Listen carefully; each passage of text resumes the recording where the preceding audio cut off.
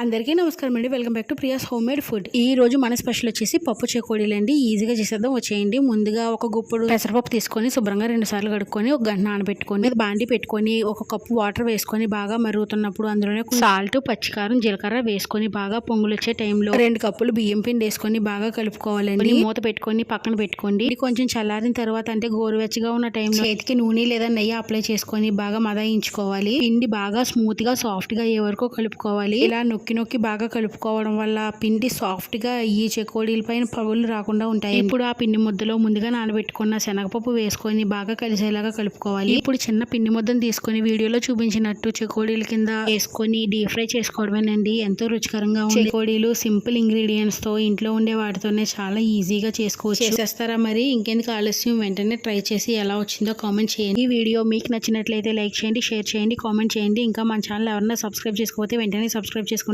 Thank you for watching.